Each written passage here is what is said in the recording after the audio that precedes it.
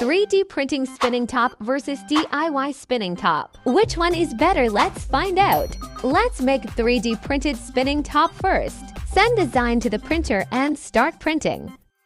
Remove everything from the bed. It fell off every time.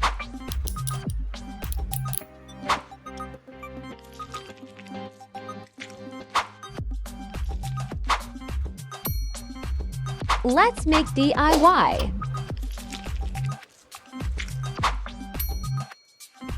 Spinning test. Spins for 4 seconds. Let's try 3D spinner. It spins for 18 seconds. 3D spinner wins this match. Unbelievable!